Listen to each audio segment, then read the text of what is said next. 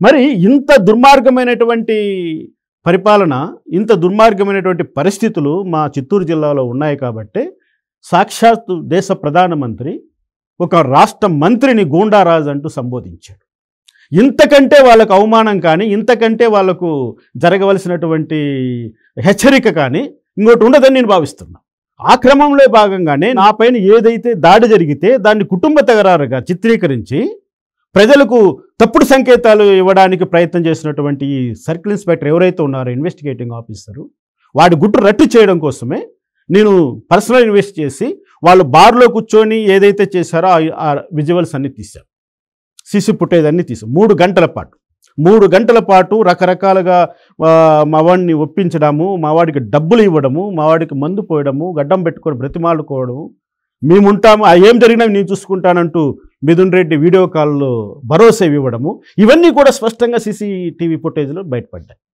అంటే ఏంటి, మీరు కుట్ర చేసి నా పైన దాడి చేయించారు.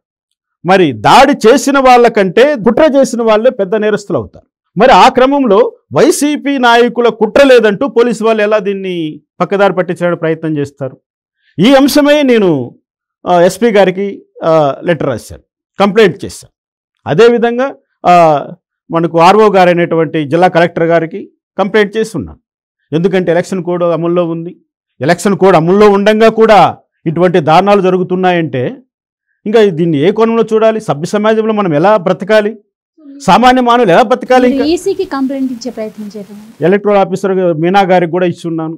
అంటే చట్టపరంగా న్యాయపరంగా మనం ఏ ఏజెన్సీలు అప్రోచ్ కావాలో, ఎవరెవరికి మన బాధను చెప్పుకోవాలో, ఈ సమయంలో ఎవరెవరు ఎలా స్పందిస్తారో అందరికీ కూడా బాధ్యత కలిగినటువంటి ప్రతి ప్రభుత్వ అధికారికి కూడా నేను ఈ సమాచారాన్ని చేరవేశాను కంప్లైంట్ రూపంలో. మరి దాన్ని విచారణ తీసి ఇప్పటికే తగు చర్యలు తీసుకొని ఉండాలి. ఎలక్షన్ కమిషన్ నిష్పక్షపాతంగా పనిచేస్తుందని నిరూపించుకోవాలనుకుంటే, కానీ ఎటువంటి చర్యలు తీసుకోలేదు ఇంతవరకు. ఏదైనా నేను ఒక ఉదాహరణ చెప్తాను. మన గులకరాయి దాడి జరిగింది జగన్మోహన్ రెడ్డి పైన.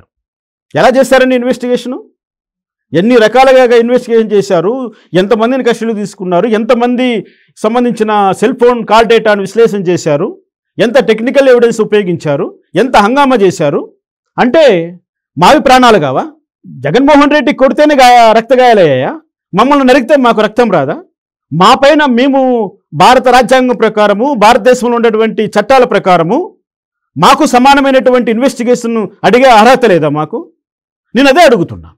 ఒక చిన్న గులకరాయి దాడిని ఇంతగా పెద్దగా చేసి రాష్ట్ర వ్యాప్తంగా, దేశవ్యాప్తంగా సంచలనాలు సృష్టించి స్పెషల్ టీములు పెట్టి రేయింబగులు మీరు కష్టపడి కొండందవి ఎలకను పట్టిన మీరు, ఇంత పెద్ద దాడి జరిగితే నా ఇల్లు మొత్తం ధ్వంసం చేసేస్తారు, నా కార్లన్నీ ధ్వంసం చేసేస్తారు.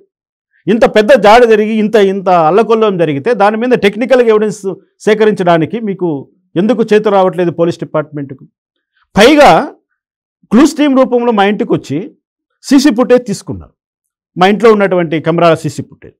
మరి ఆ సీసీ ఫుటేజ్ని పోతూ మొత్తం డిలీట్ చేసిపోయారు, బ్యాకప్ని. ఏంటి వాళ్ళ ఉద్దేశం?